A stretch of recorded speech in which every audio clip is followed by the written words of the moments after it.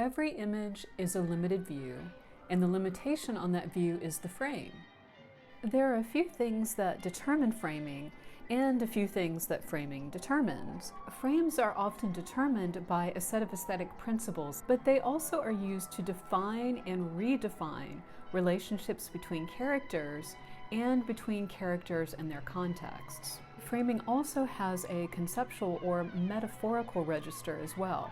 If we think about framing as a window on the filmic world, then we need to remember that that window is a viewpoint. It's a perspective, aka it's a point of view. So framing is also closely tied with ideas, even ideology, but also with beliefs and values. So the relationships that are framed are not just literal, but also metaphorical or symbolic as well.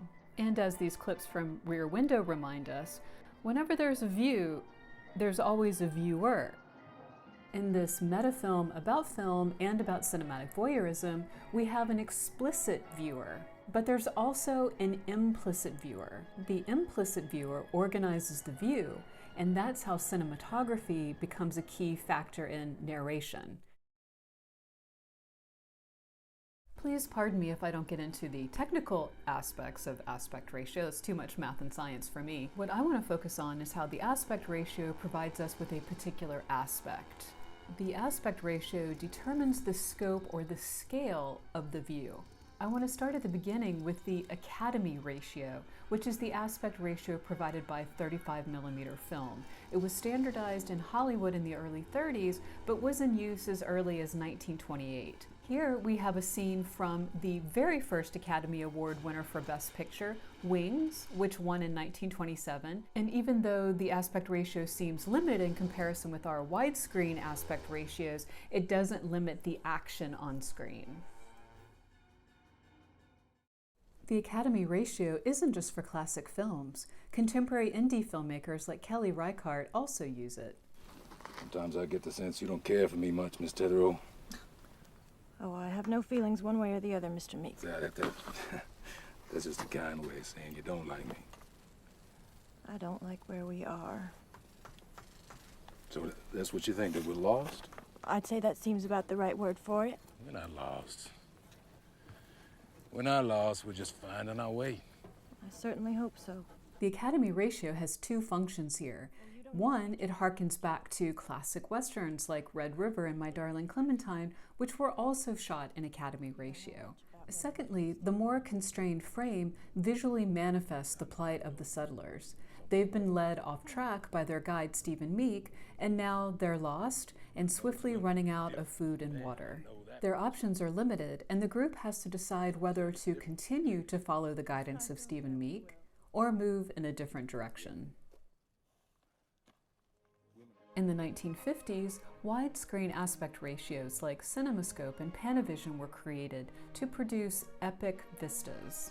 They were most often used in genres like the musical, westerns, adventure stories. Basically, those films with big budgets, big stars, and big stories got the big screen or widescreen treatment. The development of the widescreen aspect ratio is said really to have one primary cause, and that is television. As more and more American families purchased televisions and brought them into their homes, theater box offices began to decrease. Worried that this new medium, television, would supplant film, Hollywood studios developed technology that produced frames that couldn't be replicated on TV. So when we think about the word cinematic, we usually think widescreen, vistas and frames that are as majestic as theater screens. Stanley Kubrick's 2001: A Space Odyssey was shot in 70mm Super Panavision, which is about as widescreen as you can get. But what a perfect aspect ratio for a film whose vision and whose subject matter is as big as a universe. Now, from the super wide to the super constrained, there are a few filmmakers out there who use the square aspect ratio, which is essentially a 1-to-1 ratio. Dolan likes the square aspect ratio because he believes it frames faces and bodies with simplicity. It's an ideal portrait structure because there are no distractions within the constricted space. The characters are inescapably the center of attention. In this part of the montage, I love the way the character refuses to be contained by this constrained space. But the spinning camera also refuses to be contained and constrained. Dolan's films tend to be frank, intimate, and semi-autobiographical, and you can see that spirit come through in this marriage of camera and character.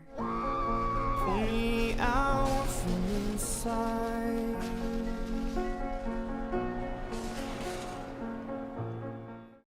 Let's move now to composition principles, which is essentially a set of techniques and concepts that allow filmmakers to create images that are both aesthetically pleasing and meaningful. However, since most films are narrative films, it's important to remember that composition is also used to direct a viewer's attention. And most of the time, if not almost all of the time, that attention is directed to important story details. Let's begin with leading lines, which have been around since the dawn of photography. Leading lines pretty much do what the name implies. They are lines that lead the viewer's eye and attention to the subject of the image.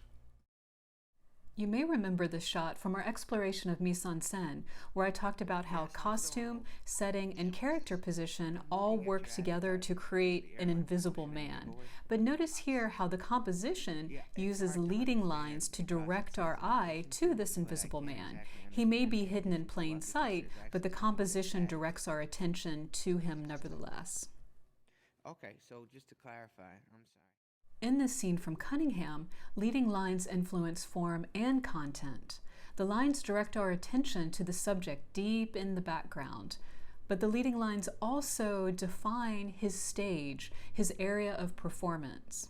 We also have a variety of leading lines in play here. We have the lines painted on the floor, but we also have lines created by the lighting, both the light fixtures and the light that emanates from them. The light and the lines produce very defined linear perspective. But as we draw closer to the dancer and his movements become more and more intense, it seems like at any moment he's going to break free from these definitions and limitations. Then we get this dolly zoom effect, which happens when you zoom and track at the same time. While the subject in the foreground stays in place, the background seems to move or becomes visually distorted, which expresses uneasiness and internal conflict. Foreground, midground, and background are often used compositionally to signal depth, create suspense, or set up a reveal. In this scene, edited for length, Josephine Decker uses grounds to immerse viewers in the sensory experiences of her protagonist, Rose. Unlike some first-person point-of-view cinematography, we aren't inhabiting Rose's subjective position. We remain in our own, but immersed with Rose in this cinematic world. Sir, you must be Professor Hyman. Oh, Stanley. Mwah! Stanley. I profess nothing. This is a very strategic move. This sets up the introduction of the other protagonist and the subject of the film, Shirley Jackson. It promotes our identification with and empathy for Rose. It establishes an aversion for Stanley shared by Rose and Shirley. And it sets up a kind of meta-immersion. We're limited to the camera's view, but we have a privileged place within the story world. We're embedded in its goings-on. Yet the camera's placement, and even more so the use of grounds, make us aware of our seeing, of our looking, which is a meta move, and ironic in a way. We're immersed in the story events, but we're also more aware of our voyeuristic position. Oh, good reviews, such a romance. As this very early film image will attest, angles have long been in use as a simple but elegant way to create the illusion of three-dimensional space in what is essentially a two-dimensional medium. But angles also give us greater access to the action that is occurring. Greater access, but also greater definition in terms of cause and effect. If the train wasn't at an angle, it would be harder to discern who's getting off the train and who's getting on. We'd probably just be seeing a bunch of people milling around. This film is more document than narrative, so the pleasure lies in people watching. But if it were narrative and we were trying to follow a particular character or set of characters, they would be hard to discern in the mass of people. This opening scene from Notturno further illustrates the greater accessibility that an angle provides, and I'm going to let this scene play out so you can see what I mean. And that greater accessibility also becomes an important aesthetic component of the composition. But this scene also relies on an attribute of framing that angled compositions often put into play, which is the use of on-screen and off-screen space. Though the on-screen action is important, the off-screen to on-screen reveals are the dynamic drivers of the shot and of the scene. They also remind us that there's an entire world outside of the frame, and that every frame and every act of framing is a definite choice. And that's something we'll definitely get into in the next video.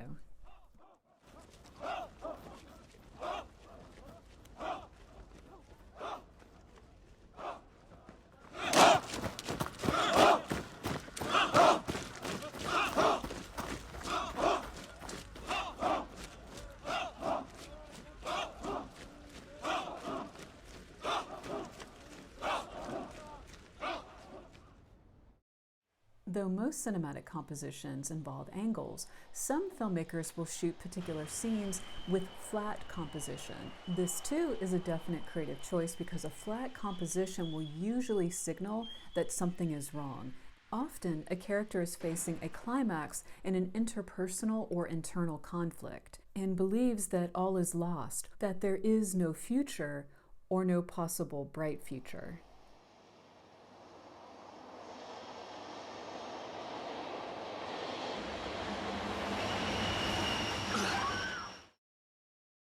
Now we move on to frame within a frame, which is a great way to add visual interest to an image, but even more so a way to very specifically direct a viewer's attention. Most often, as you can see in this opening shot from The Searchers, architectural elements are used for the frames within a frame. Windows and doorways serve as the framing devices, but anything can work. For example, here the tree trunk column frames Martha within the frame. And in this eyeline match shot, John Wayne's character Ethan Edwards is framed between two buttes in the distance. In this early scene from Portrait of a Lady on Fire, you see the director playing with all kinds of frames within a frame. For example, here you see Marianne framed by two blue panels.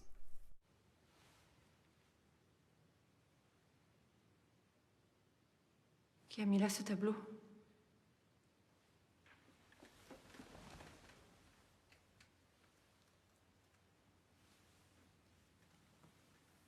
Je l'ai trouvé dans la remise. Il ne fallait pas? Non.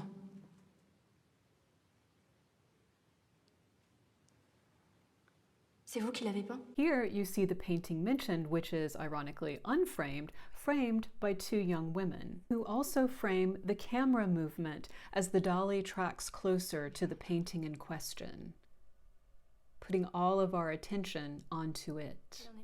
That same camera movement is echoed here, not only focusing our attention, but also underscoring the close, even intimate connection between Marianne the painter, the painting, and the painting subject.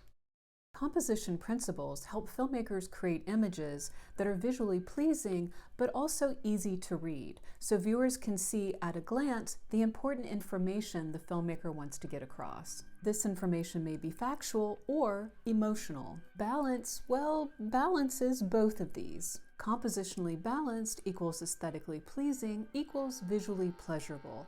All is right in the world. Off-balance compositions, like flat compositions, signal something isn't right. Balance is most often achieved using the rule of thirds, which splits the frame into thirds horizontally and vertically. Subjects are positioned along the lines with centers of interest placed in the intersections of the lines. I'm inviting you to continue to stare at this particular image because there's so much right with it and so much wrong. It's perfectly balanced to indicate that something is very wrong in the life and the mind of our main character. Though our protagonist Guido is tonally balanced with the dark wood vanity positioned behind him, we also see he's centered underneath the light fixture, which also projects a sense of balance.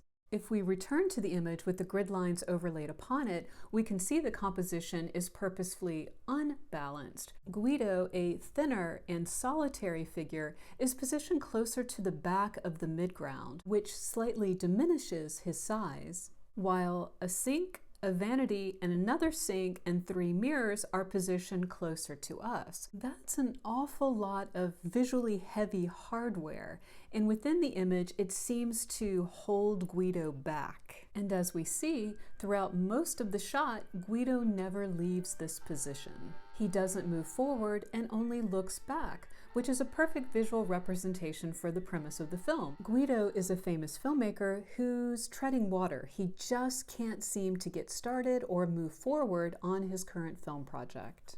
Before we leave this image, I want to address one more thing, which is creating balance by considering negative space. Negative space. The term itself seems to imply it's a bad thing, but in fact, it's a very, very good thing, both in design and in cinematographic composition. Negative space is an active design element that makes images clean, elements visible, and the entire image easily comprehensible. Asymmetrical use of negative space follows the rule of thirds and makes a composition that's more dynamic, more active. When people are the subjects of these compositions, this negative space gives them room to breathe, and this space also represents room for opportunity and possibility. As a case study, let's compare 2 profiles of Guido. In this one, a slightly more distant camera position and asymmetrical use of negative space gives Guido room to breathe, room to contemplate possibilities. In this closer and more centered profile, Guido's world and possibilities not only seem more compressed and limited, he also seems to be the subject of a scientific or investigative project. He's being judged, evaluated, an object of scrutiny rather than a subject with agency. And in fact, these sorts of centered compositions are usually composed to indicate a character that, again, is not quite sure of where he or she is going and what possibilities are open to them. So, returning to our favorite image, we can see that Guido is centered against the back wall, and that centering seems to limit his possibilities. He's frozen in place, not only because he doesn't move, again, only looks backwards, doesn't move forward, but because he's centered within a part of the composition. Poor guy, he has no chance. Not only is he held back by the weight of the sinks and the vanity, he's also pinned to the center of the background. Once you train your eye to spot and decipher these compositional principles, you'll see how filmmakers very cleverly tell us volumes about a character and their situation through their visuals. I mean, we all know a picture's worth 1,000 words, but this is the magic of cinema. This is the power of cinema. So much is communicated visually. And the more you're able to unlock and interpret these visuals, the deeper you'll be able to go in any of the films that you watch.